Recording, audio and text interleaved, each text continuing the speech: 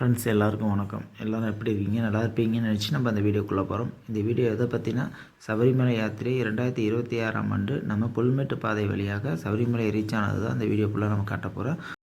Friends, நம்ம online ticket எதுவும் book பண்ணல. ஸோ நம்ம ஸ்பாட் புக்கிங் மூலிமா தான் நம்ம புல்மேட்டு பாதையில் பயணம் பண்ண போகிறோம். ஸோ நம்ம அதுக்காக தான் இந்த இடத்துக்கு வந்திருக்கோம். இந்த இடம் எங்கேன்னு பார்த்தீங்கன்னா, வண்டி பெரியாருக்கு முன்னாடியே கிட்டத்தட்ட ஒரு 3 கிலோமீட்டருக்கு முன்னாடியே வாலாரேங்கிற ஒரு ஏரியா தான் இந்த இடம். இங்கே ஒரு பார்க்கிங்குமே ரெடி பண்ணி இந்த ஸ்பாட் புக்கிங்கான டோக்கன் கொடுக்குறாங்க. வண்டி நம்பர், வண்டியில் எத்தனை பேர் இருக்காங்க, அதில் பெரியவங்க எத்தனை பேர், சின்னவங்க எத்தனை பேர் அப்படின்னு சொல்லி ஒரு டோக்கன் கொடுக்காங்க. இதை எடுத்துகிட்டு போனால் தான் நமக்கு வண்டி பெரியாலேருந்து சத்திரம் போகிற வழியில் உள்ள செக் போஸ்ட்டில் நம்ம அலோவ் பண்ணுவாங்க. அப்போ போய் தான் நம்ம வந்து விர்ச்சுவல் டிக்கெட் புக் பண்ணிவிட்டு நம்ம புல்மேட்டு பாதையில் பயணம் பண்ண முடியும். வாங்க ஃப்ரெண்ட்ஸ், வீடியோக்குள்ளே போகலாம்.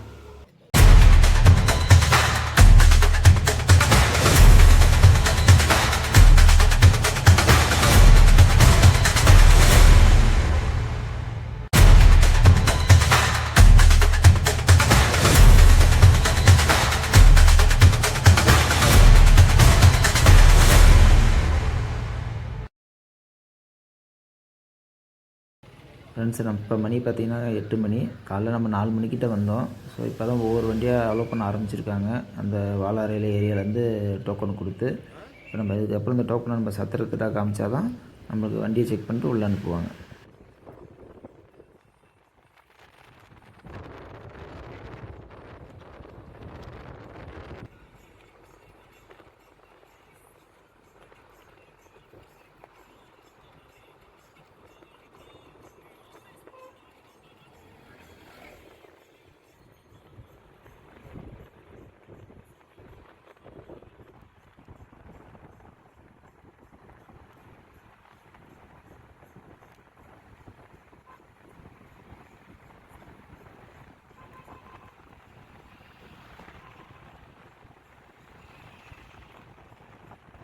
ஃப்ரெண்ட்ஸ், இப்போ வண்டிப்பேரியிலேருந்து நம்ம சத்திரம் நோக்கி போகிறோம். இது எவ்வளோ தூரம்னு பார்த்தீங்கன்னா, கிட்டத்தட்ட ஒரு 12 கிலோமீட்டர் வருது. இந்த 12 கிலோமீட்டருமே பார்த்தீங்கன்னா உங்களுக்கு எல்லாம் ஃபுல்லாகவே டீ எஸ்டேட் தான். இது ஃபுல்லாக எந்த பிராண்டுக்குள்ள டீ எஸ்டேட் பார்த்தீங்கன்னா, ஒரு ஏவிடி டீ எஸ்டேட்டு. இதை வந்து அவங்க அந்த செடியிலேயே ஒரு ஏவிடின்னு ஒரு லோகோவில் ரெடி பண்ணி வச்சுருக்காங்க. நல்லாவே இருந்துச்சு பார்க்கவே. ஃப்ரெண்ட்ஸ், இப்போ பார்த்தீங்கன்னா புல்மேட்டு பாதைங்கிறது சத்திரத்துலேருந்து சபரிமலை சன்னிதானத்துக்கு கிட்டத்தட்ட ஒரு 14 கிலோமீட்டர்னு சொல்லி நிறைய சேனலில் நான் பார்த்தேன். ஆனால் அது உண்மையானுங்கிறது எனக்கு தெரியல.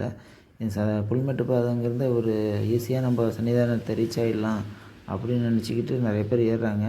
நானும் அதை மாரி தான் நம்பி ஏறினேன். ஆனால் வந்து அவ்வளோ எளிது கிடையாதுங்க. நம்ம புல்மேட்டு பாதையில் சன்னிதானத்தை ரீச் பண்ணுறது மன உறுதியும் வேணும், உடம்புல பலமும் வேணும். இப்போ நம்ம சத்திரத்தை ரீச் பண்ணியாச்சு. ஸோ இங்கே தான் நம்மளுக்கான டோக்கனை வெரிஃபிகேஷன் பண்ணிவிட்டு நம்ம எத்தனை பேர் வந்திருக்கோன்னு அத்தனை பேருக்கும் நம்ம விர்ச்சுவல் டிக்கெட் கொடுக்குறாங்க. கடைசி வரைக்கும் அந்த டிக்கெட்டை எங்கேயுமே ஸ்கேன் பண்ணல. நம்ம டோக்கன் தான் கடைசி வரைக்கும் செக் பண்ணாங்க.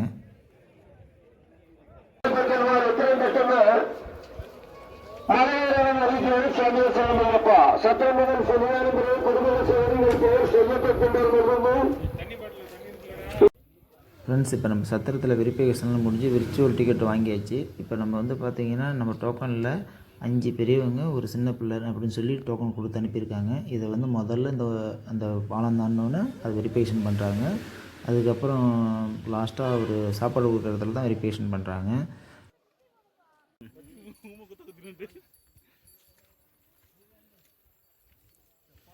போகிற வழியில் புதுசாக காலையில் போட்ட யானை சாணங்கள்லாம் நிறையவே பார்க்க முடிஞ்சிச்சு. ஸோ அவங்க 8 மணிக்கு மேலே தான் அலோவ் பண்ணவே ஆரம்பிச்சிருக்காங்க. ஆனால் இன்றைக்கி கொஞ்சம் லேட்டாக தான் அலோவ் பண்ணியிருக்காங்க. ஒரு 10 கிட்ட தான் அலோவ் பண்ணியிருக்காங்க. நாங்களே ஒரு 10:45 மேலே தான் நடக்க ஆரம்பிச்சிருக்கோம்.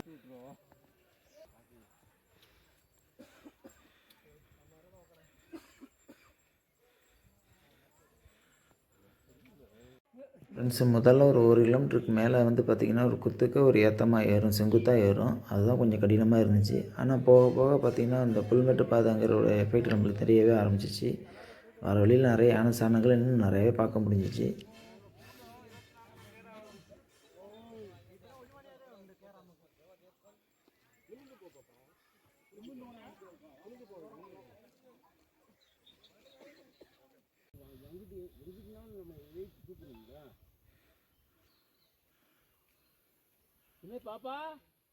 ஃப்ரெண்ட்ஸ், இப்போ நம்ம காலை சாப்பாடு வந்து பார்த்திங்கன்னா வாலாரையிலே சாப்பிட்டோம். ஒரு 3 இட்லி ஒரு வடை, கிட்டத்தட்ட ஒரு 50 ரூபா வந்துச்சு ஒரு ஆளுக்கு. ஆனால் சாப்பாடு ரொம்ப திருப்திகரமாக இல்லைங்க. அது வந்து பார்த்திங்கன்னா 3 இட்லியுமே உள்ளே வேகவே இல்லை. வடை சொல்லிக்கிற மாதிரியும் இல்லை. ஸோ ஏதோ சாப்பிட்டுட்டு மலை ஏற ஆரம்பிச்சிருக்கோம். போகிற வழியிலலாம் பார்த்திங்கன்னா ஒரு கடையும் கிடையாது. ஃபாரஸ்ட் ஆஃபீஸராக பார்த்து கொஞ்சம் கொஞ்சம் தண்ணி வச்சுருப்பாங்க. ஸோ அதை குடிச்சிட்டு தான் நம்ம போக முடியும். இப்போ லாஸ்ட் இயர்லாம் பார்த்திங்கன்னா நம்ம எந்த பிஸ்கட் மாரி கேரி பண்ணிட்டு போக முடியாது, அலோடு கிடையாது. ஆனால் இந்த வாட்டி அலோவ் பண்ணியிருக்காங்க. போகிற வழியில் நிறையா அந்த பிஸ்கட் பேப்பர் நிறையா பார்க்க முடிஞ்சிச்சு. அதெல்லாம் தெரிஞ்சிருந்துச்சா நாங்களே வாங்கிட்டு போயிருப்போம். லாஸ்ட் இயர் வீடியோ பார்த்து இந்த வாட்டி நாங்கள் எதுவும் வாங்கிட்டு போகல. ஸோ அது கொஞ்சம் ஏமாற்றமாகவே இருந்துச்சு. முடிஞ்ச வரைக்கும் நம்மளும் கேரி பேயை தவிர்த்துட்டு ஒரு பிஸ்கெட்லாம் நம்மளே ஒரு தனியாக பேப்பரில் மடித்து கூட கொண்டு போய்க்கலாம் சாப்பாட்டுக்கு.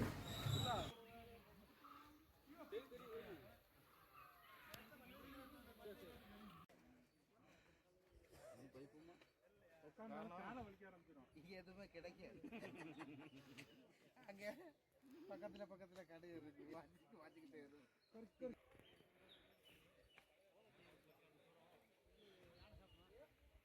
ஃப்ரெண்ட்ஸ், இப்போ பார்த்தீங்கன்னா நம்ம கிட்டத்தட்ட ஒரு மணி நேரத்துக்கு மேலே மலை ஏறி இருக்கோம். நம்ம இன்னும் அந்த புல்மெட்டை ரீச் பண்ணவே இல்லை. அந்த வீடியோவில் காமிச்ச அந்த புல்மெட்டை எனக்கு பார்க்கணும் எனக்கு ரொம்ப ஆசையாக தான் இருந்துச்சு. ஆனால் போகிற வழிக்குள்ளேயே நம்ம டயர்டாகிடுவோம், சாப்பாடு ஒழுங்காக இல்லைல்ல, அதனால் ரொம்ப டயர்டாகிடுச்சு. போகிற வழியில் நிறைய சீனரிக்கான ஏரியாலாம் இருந்துச்சு, வியூ பாயிண்ட்லாம் இருந்துச்சு. அதெல்லாம் உங்களுக்கு வீடியோ எடுத்து போட்டிருக்கேன் பாருங்கள். இந்த புல்மெட்டு பாதையில் எவ்வளோ அழகு இருக்கோ அதுக்கு தகுந்தமான ஆபத்துமே இருக்குது.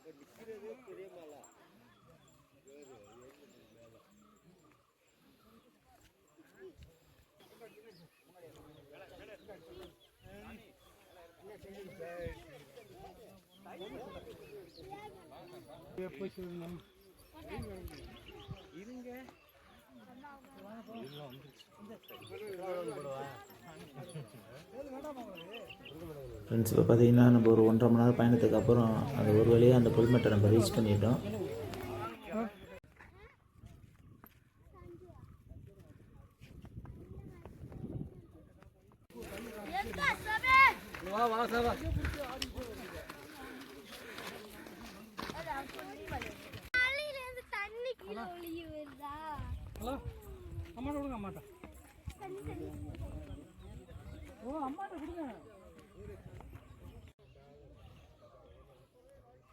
ஃப்ரெண்ட்ஸ், இப்போ பார்த்தீங்கன்னா அந்த புல்மெட்டு பாதையெல்லாம் கொஞ்சம் தீ வச்சு அந்த பில்லெல்லாம் கொஞ்சம் குறைச்சி ரெடி பண்ணியிருக்காங்க போல இருக்குது. பார்த்தாலே தெரியுது.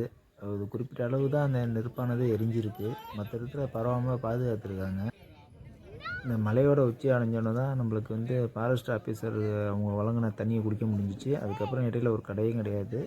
ஸோ நீங்கள் இதுமாரி இந்த பாதையை பயன்படுத்த ஆரம்பிச்சிங்கன்னா நீங்களே ஒரு பிளாஸ்டிக் பாட்டில் எடுத்துகிட்டு வரலாம். அதுதான் யூஸ் அண்ட் த்ரோ பிளாஸ்டிக் இல்லாமல் ஒரு நம்ம இப்போ ரீயூஸபிள் பிளாஸ்டிக்காக இருந்தால் கொஞ்சம் நல்லாயிருக்கும்.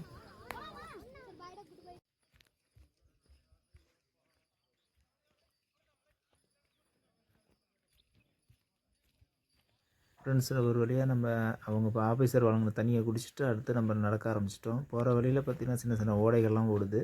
அதில் சின்னதாக ஒரு கட்டை கட்டி அதை தேக்கி வச்சு வனவிலங்குகள் அந்த தண்ணி குடிக்கிற அளவுக்கு ரெடி பண்ணி வச்சுருக்காங்க. பார்க்கவே நல்லா இருந்துச்சு.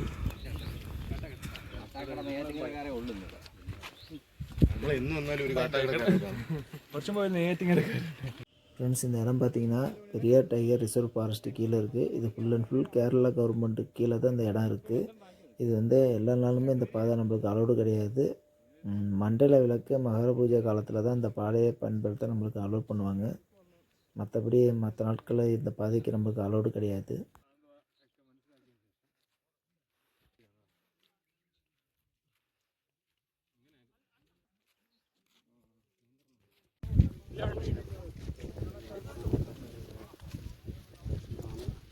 എരിമേലി ഒരു ദിവസം നടന്നു കയറിയിട്ടുണ്ടോ?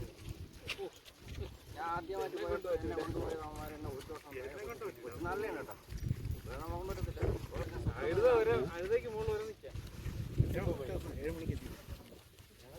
ഞങ്ങൾ അതിനു വേണ്ടി നടന്നിട്ട് 5 മണിയാകുമ്പോൾ എത്രയാണ് അവിടെ വന്നാൽ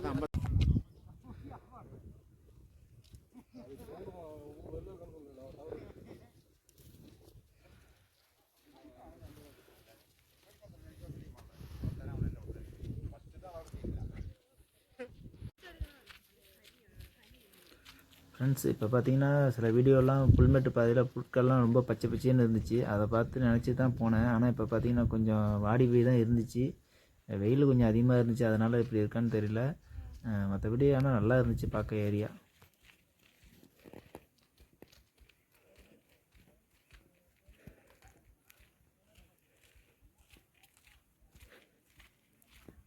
ஃப்ரெண்ட்ஸ் இப்போ பார்த்தீங்கன்னா அந்த ஃபாரஸ்ட் ஆஃபீஸரெல்லாம் கொடுக்க போகிற 2வது இடத்துல தண்ணி கொடுப்பாங்க. அந்த இடத்த நம்ம ரீச் பண்ணியிருக்கோம். நம்ம இங்கே தண்ணி குடிச்சிட்டு நம்ம பாட்டிலையும் ஃபில் பண்ணிக்கிட்டு நம்ம அடுத்த வழியே நடக்க ஆரம்பிச்சிட்டோம். இப்போ இங்கே ஒரு போர்டு இருக்குது. இந்த போர்டில் பார்த்தீங்கன்னா 7.5 கிலோமீட்டர் இருக்குது சன்னிதானம். ஆனால் பார்த்தீங்கன்னா கூட தான் இருக்கும்.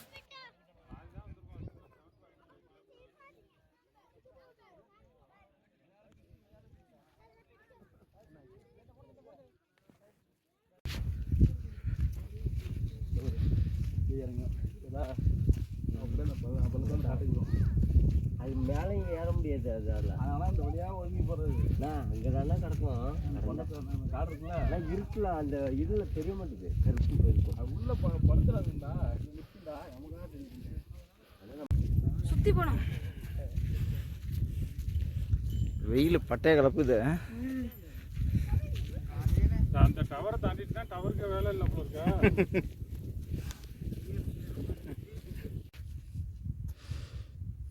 இப்போ பார்த்தீங்கன்னா நம்ம அந்த வெயில் கொஞ்சம் அதிகமாகவே இருந்துச்சு. அதனால் நம்மளுக்கு கொஞ்சம் டயர்ட்னஸ் கொடுத்துச்சு. ஆனால் அப்பப்போ அந்த மேகங்கள்லாம் வந்து அந்த வெயிலை மறைச்சி கொஞ்சம் நிழல் கொடுத்துச்சு. ஆனால் அந்த வெயிலோட தாக்கம் அவ்வளோது தெரியல, நல்லாவே இருந்துச்சு. திரும்பி நம்ம பயணத்தை தொடர ஆரம்பிச்சிட்டோம்.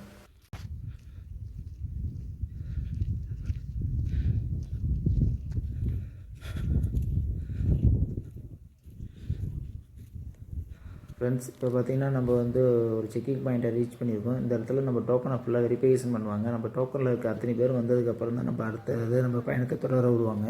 இப்போ நம்ம இங்கே தான் வந்து லஞ்சு சாப்பிட்டோம். இங்கே வந்து பார்த்திங்கன்னா கஞ்சி ப்ளஸ் காரமணி பயிர் இனிப்பு போண்டா சேர்த்து ஒரு 80 ரூபா சார்ஜ் பண்ணாங்க. பசி ருசி அறியாதுங்கிறதுனால சாப்பிட்டுட்டு அப்படியே கொஞ்சம் சத்தனா ரெஸ்ட் எடுத்துகிட்டு இங்கேருந்து ஒரு 1/2 மணி ரெஸ்ட் எடுத்துகிட்டு நம்ம இங்கேருந்து அடுத்த பயணத்தை தொடர ஆரம்பித்தோம்.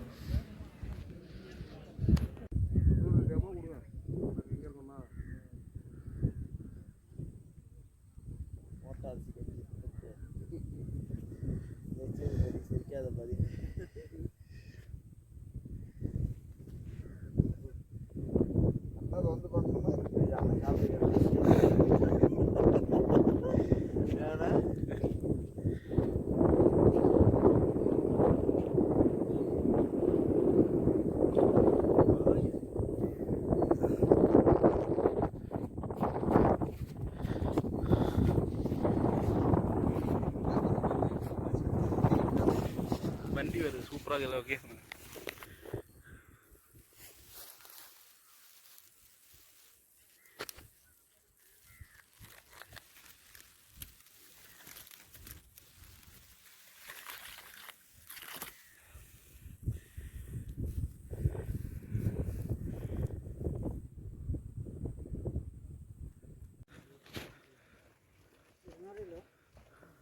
ஃப்ரெண்ட்ஸ் இப்போ நம்ம லஞ்சு சாப்பிட்டு திரும்பி நம்ம நடக்க ஆரம்பிக்கிறப்ப மணி பார்த்திங்கன்னா ஒரு 3.25 கிட்ட இருக்கும். இதுக்கப்புறம் ஃபுல்லாக பார்த்திங்கன்னா இறக்கம் தான். இங்கேருந்து பார்த்திங்கன்னா சன்னிதானம் 5 கிலோமீட்டர்னு போர்டு இருக்குது. ஆனால் ரொம்ப கூட தான் இருக்கும்.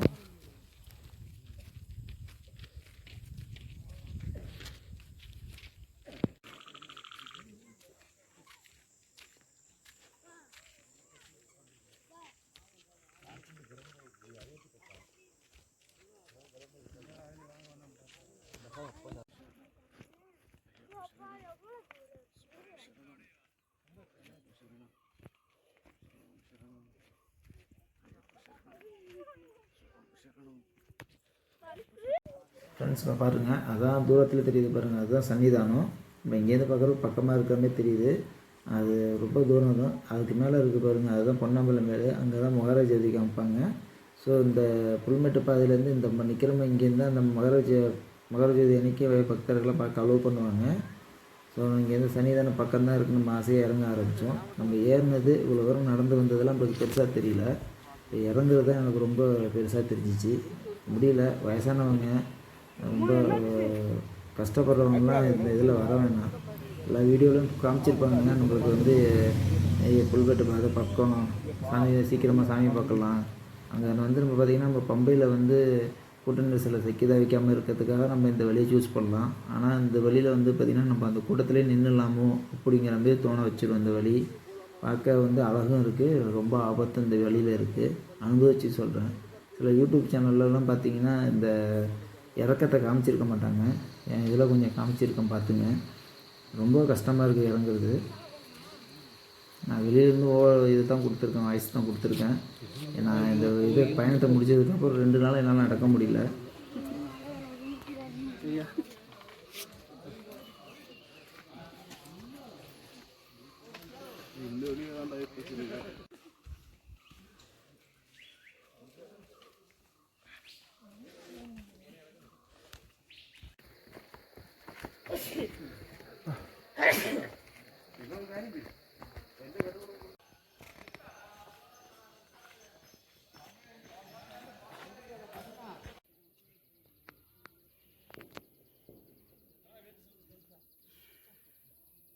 இதெல்லாம் வேணுக்குன்னு செஞ்சு வைக்கிறதுங்க.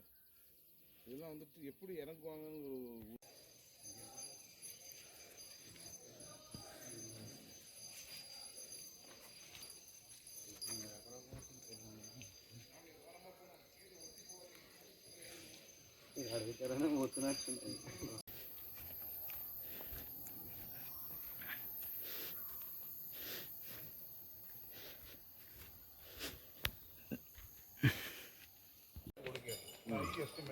അവർക്ക് അതുകൊണ്ട് അവർക്ക് പ്രൂവ് ചെയ്യാൻ പറ്റും.